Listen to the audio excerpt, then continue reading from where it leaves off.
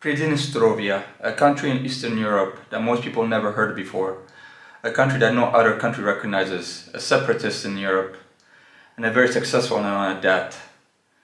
Europe has no shortages of separatist movements and rebels throughout its history, like the IRA centuries-long bloody struggle to get Northern Ireland out of England's grip, the ETA long warfare against the Spanish state to get its independence for the Basque people, or even the Catalonians and Scottish people democratically trying to gain their independence. There is also the Romansh in Switzerland, the Corsicans in France, and etc. and etc. People, due to history, ethnic differences, cultural differences, languages, or religious differences, wanted to get separate and wanted to rule themselves. And very few of those separatist movements succeeded. But with Pridnestrovia, the mostly ethnic Russian population of Moldova succeeded, and their freedom and independence against all odds. Unrecognized by the UN or any other country, they proudly fly their flags, have their own parliament, army, cash, and etc. They have everything that a state needs to function independently. To further examine this separatist phenomenon and the politics of the region, recently I sat down with a former Ukrainian politician of Pridnestrovia, Anatoly Durin. We're here in Moldova with a Pridnestrovian politician named Anatoly Idorov. Dirun. Idirun. No, Idirun. Idirun. Нет. Anatoly Dirun. Dirun. Dirun. Anatoly Dirun, without E. Okay, Anatoly Dirun. Yeah. And Anatoly, can you represent yourself? I mean, what was your former position in the Pridnestrovian government, and what do you believe in? What is your politics? Actually, first of all, I'm a scientist. Mm-hmm. I'm scientist in political science and in history.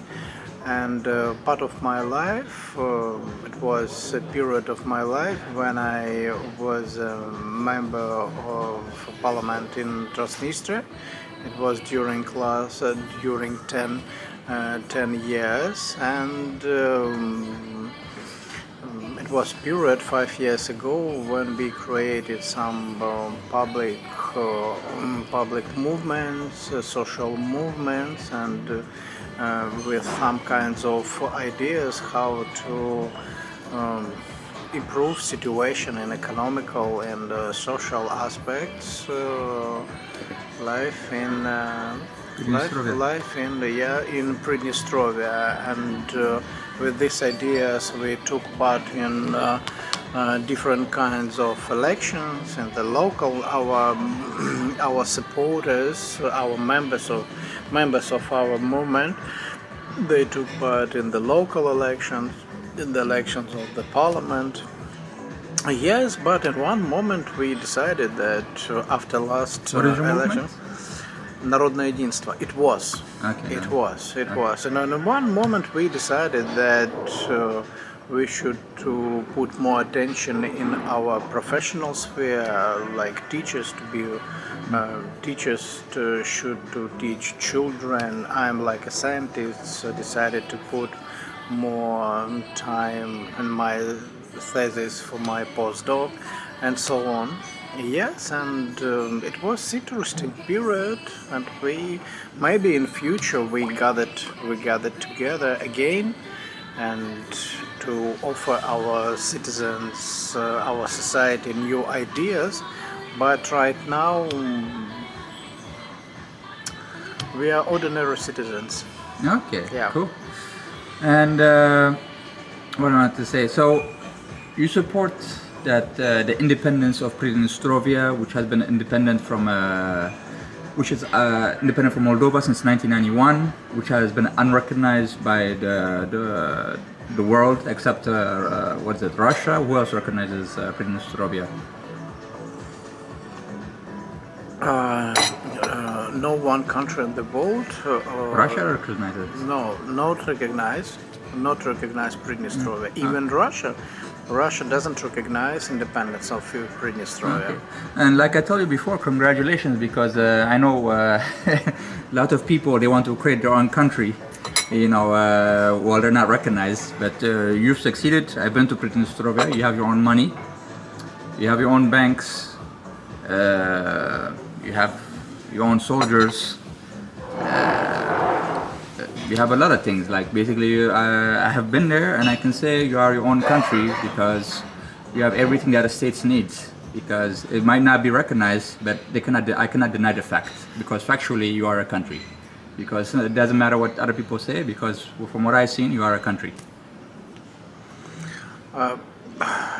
Actually, for us, recognizing, especially in this current situation, recognizing, of course, this is the main task for Goal, recognition, yeah. recognition, and the main goal for Pridnestrovia,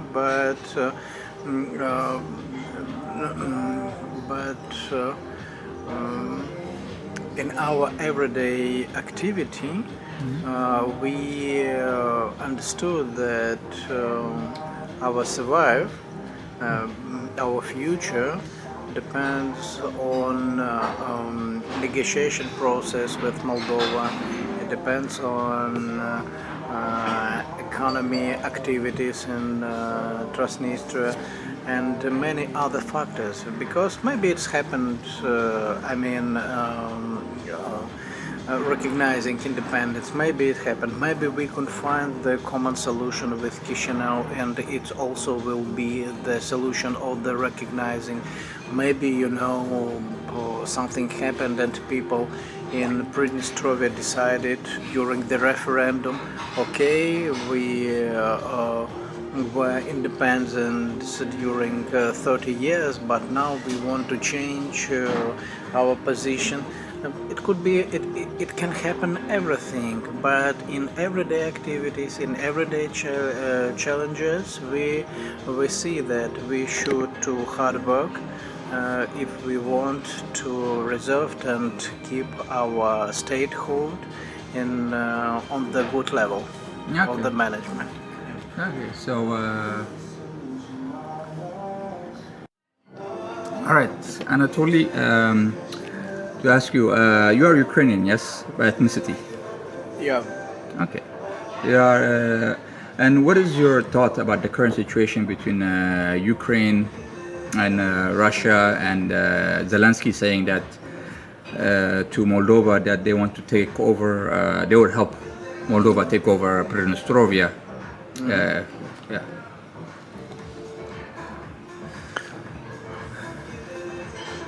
The problem of Pridnestrovia lasted during last 30 years. It's a not easy question, and it's not easy. It will be very mistake. Consider that in one step, for example, with military force, you can solve this problem.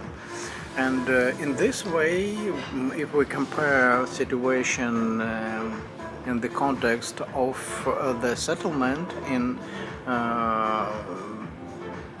Pridnestrovia and relations between Pridnestrovia and Moldova, and we compare situation in Georgia and Nagorno-Karabakh and in Ukraine, we see that the situation is completely different. Here we have the main conditions for good negotiations. We have peace, and people communicate without problem with each other. We have many common points of view. Of course, we have problems in relations between Tiraspol and Chisinau, but we have the main thing, as I mentioned, we have peace, and the peace is the main conditions for successful negotiations and for settlement this problem. And maybe in the future, we can find the common solution. Of course, some parts of in society, like in Transnistria and in Moldova, wouldn't be satisfied it. But the compromise, it's always means that you should to be ready to get ideas of the opposite side. And in this way, I consider that we should to keep peace in this region and make the main conclusion to why this situation happened in Ukraine. I mean, the war. Do you think that America wants peace in this situation? Why here? Yeah. What is your views on America? Do you think they want peace or? The unique situation here And in NATO this as well. region that it's faced the interests of different countries, and it's interests of Russia, interests of European Union, interests of United States, interests of such kinds of European Union like Romania, Poland, and so on. It's a very complicated case, and now we have here some balance of the interests, and no one country, no Russia, no United States, and they haven't a privilege of benefits right now in current situation in the settlement process in Pridnestrovia, and this is provide a good conditions for negotiation process. Of course, we have a lot of problems in negotiations, but this is more not technical. This is problems which we can solve. I heard, I was talking to a Moldovan guy, a while back, and he told me that he hopes, like a lot of people here, like I say, support Ukraine, all that kind of stuff.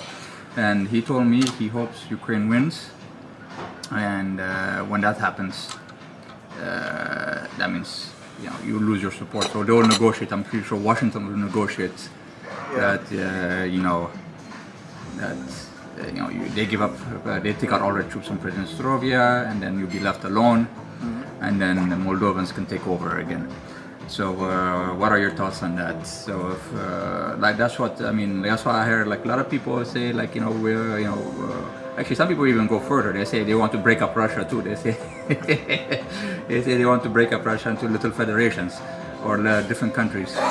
So what are your thoughts on that? That they hope that Russia loses, and then they will put you back in part of Moldova. As I mentioned, this conflict has a very large history, and the guys who now they believe that Ukraine maybe will win in the war against Russia, and it will help to solve this question. They should remember that in 1992 Ukrainian nationalists they fight with Transnistrians against Moldova, and it means only one simple thing. But if Ukraine won't win in this war, and situation change completely, and Russia maybe we can imagine also that Russia could reach out to Odessa region, and Russia could reach out the border with Pridnestrovia. What happened then? And then our colleagues from Moldova, they will ask international society to give them additional guarantees. But if you want additional guarantees, at least you should be more careful with your wishes. I mean, to wishes, of course, you can support Ukraine side in this war, but this is your personal attitude.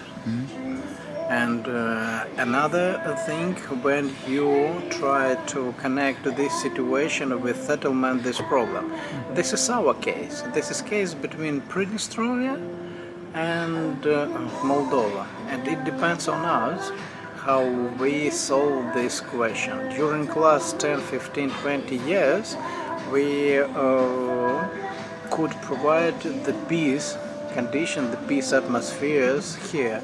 And I don't think it's a good idea to believe that if Ukraine win in this war, the situation can change and Moldova could dominate it or could throw out Russia from this region. It means only one thing: we should learn history more better when we talk about these very complicated things. Are Moldovans, I mean, are Pridnestrovians ready to fight if that happens? If, We will see. It's, on the one hand, we have a duty to defend our statehood. On the other hand, we know, according to the sociological research, that Moldovan society don't want to solve this problem with military tools.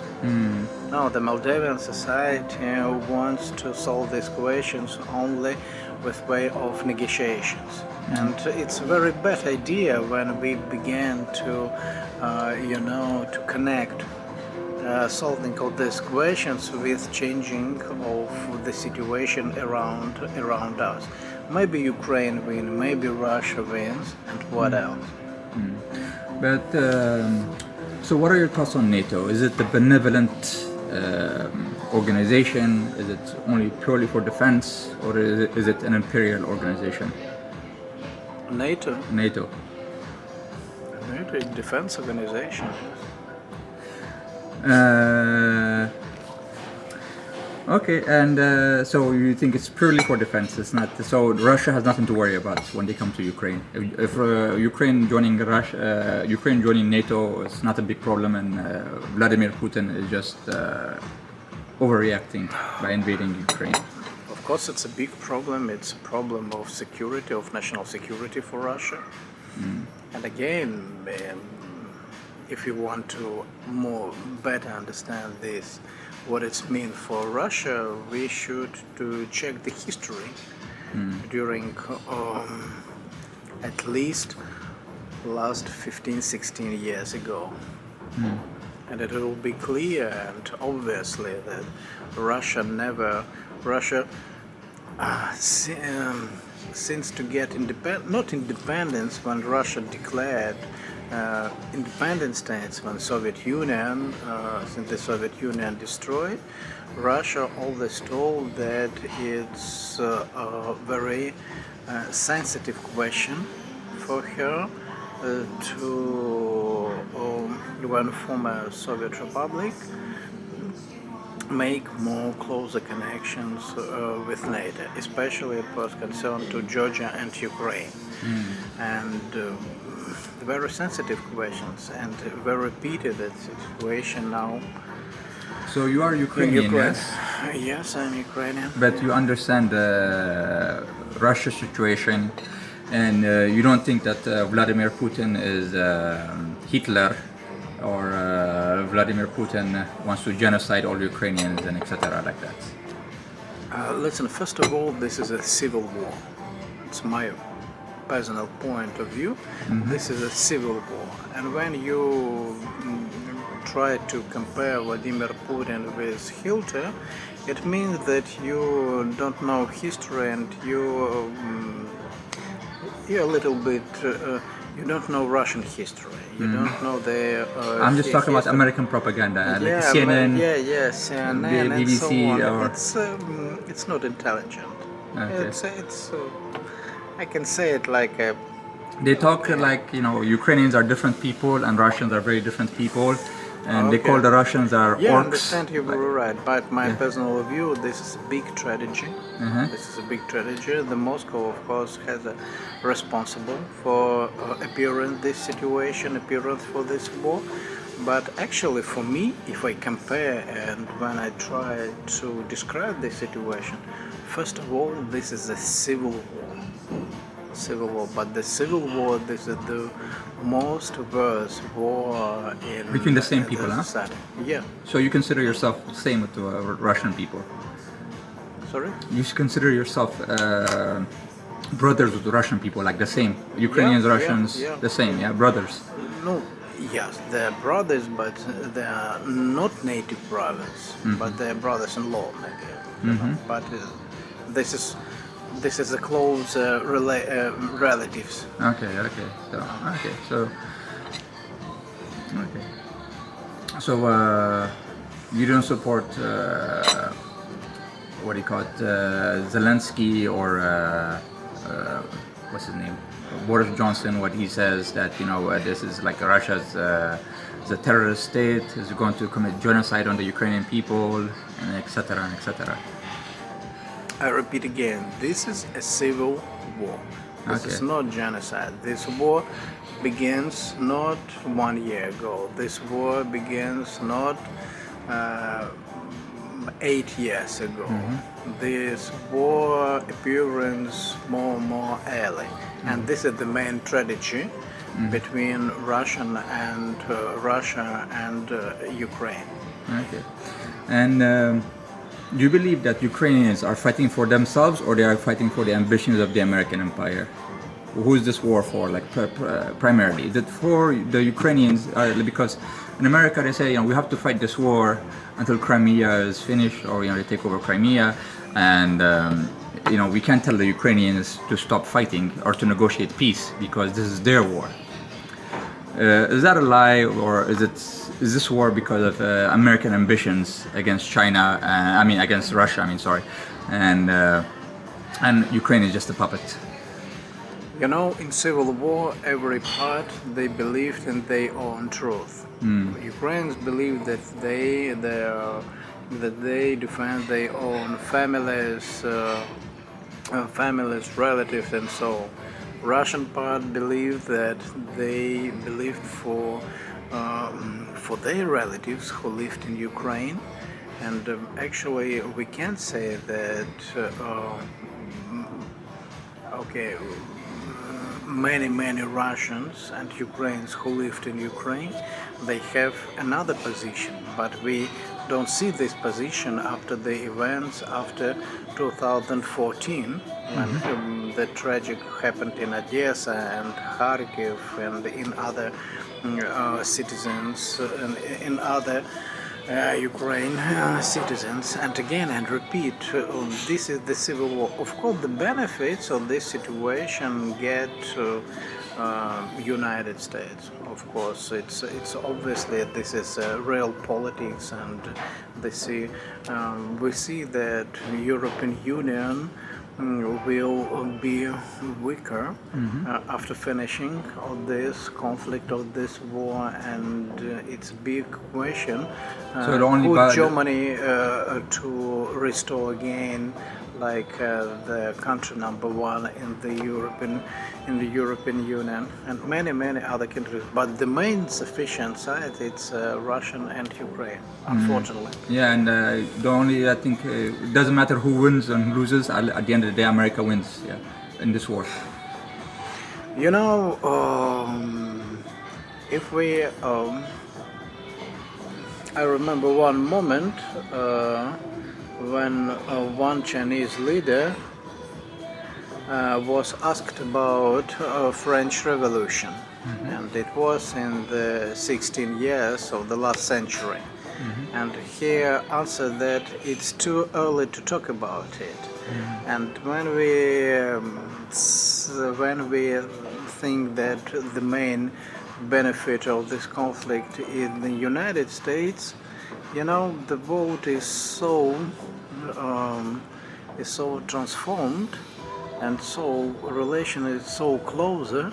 I'm not sure that America in the finished will be the benefits, will get more benefits of these questions. In tactical aspects, of course, the United States get more benefits. But in a strategic point of view, who knows? Maybe it's too early to talk about it.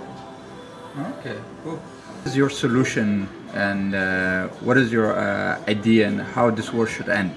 It's like because not a side will budge. Zelensky said, you have to take all over Crimea. They have to, take over like everything. They have to take Donetsk, Luhansk, Crimea, and Russia should shut up and go back to his country, and that's it. That's also the same thing as Boris Johnson says, USA, and I think for me, the most reasonable person is Vladimir Putin, which is a crazy guy, and the propaganda. They also say he fell on the floor and he pooped himself. They say these kind of crazy things, but he says let's negotiate, and I want Luhansk and Donetsk, and I don't want Ukraine to join NATO. It is a reasonable asking, I don't think that is, oh my God, that is such a crazy thing. And if we do that, the world is over, But these people say, we want to take over everything, we don't want to take over, okay, Ukraine is Ukraine, okay, that's Crimea belongs to Ukraine, etc. But it used to belong to the Tatars, but, Russia took over and gave it to Ukraine, though. But they say they want to take over everything, and they don't want to negotiate anything about Russia's security. So, in your opinion, how should this war end before it goes to nuclear war? According to the historian experience, every civil war should finish by the victory of the one side. Mm-hmm. Unfortunately, the conflict side, they lost opportunity for negotiations. It could happen in the March of the last year, but unfortunately, according to recognizers of the former Prime Minister of Israel, that Western countries influenced for Zelensky and Ukrainian delegation in Istanbul, Boris Johnson, he came to Ukraine and told him, we don't accept this peace. And they stopped negotiations. And now, unfortunately, as I repeat it again, that now the situation continued in paradigm of the civil war. But civil war could finish when one side will win and another side will lose. And now the future negotiations will ride on the battlefield. And we will see how Russia could be able to reach out their goals on the battlefield. If they couldn't do it, of course, Ukraine declared they continue to fight with support of the West. And if Ukraine will be defeated during this year, for example, we don't know. It's like a theoretical approach. The situation will be the situation will be completely different. Now we can only to see how develop situation on the front, on the battlefield.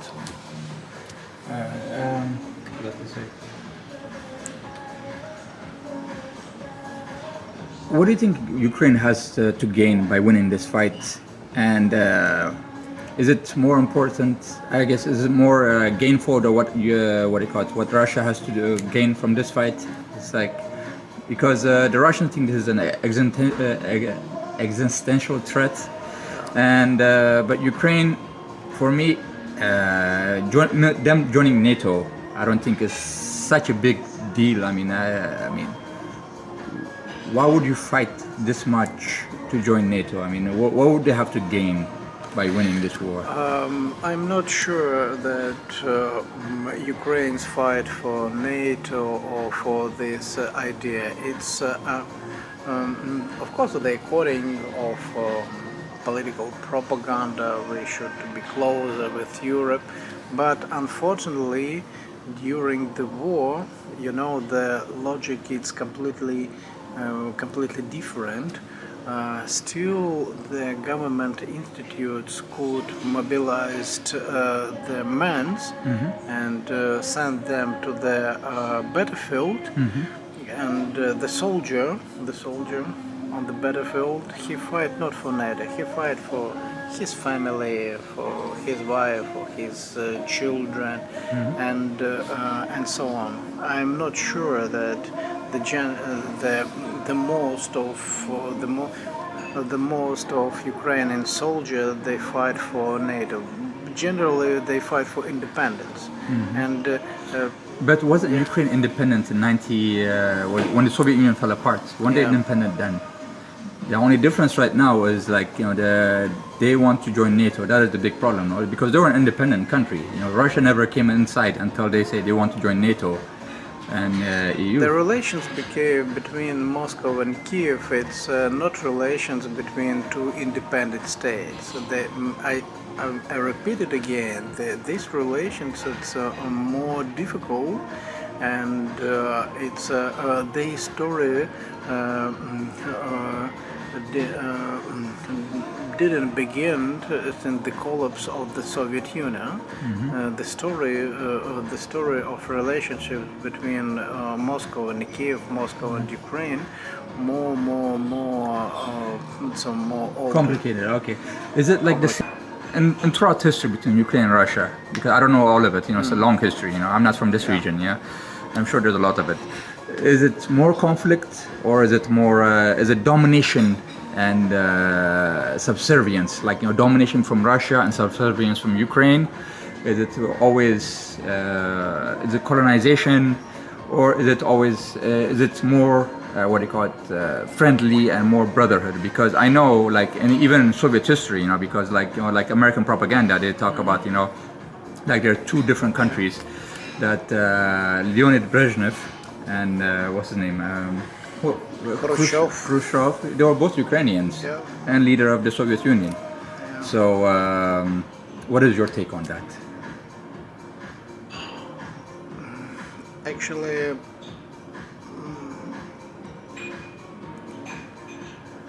maybe the main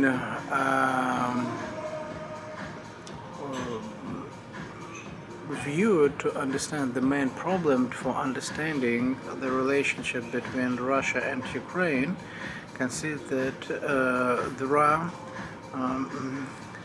in Russia historical memory, Ukraine consists from different parts. And for example, one part, this is part of Lugansk Donetsk. This was historically Russian territory, which Lenin decided to give Ukraine during the Soviet Union. This is one part. Another part, this part, the Russian, when Russia Empire established cities along the Black Sea, Odessa, Nikolaev, Kherson. It's for Russian people. Odessa, it's a Russian. It's like a Sevastopol. It's a Russian city. And of course, for Russians, Lvov, it's more Ukrainian city, more Western city, and it was such perception was during even the Soviet Union. And when we talk about the Ukraine, we should understand that for Russians there are two Ukraines. Eastern Ukraine, generally Eastern Ukraine and Western Ukraine. And Russia couldn't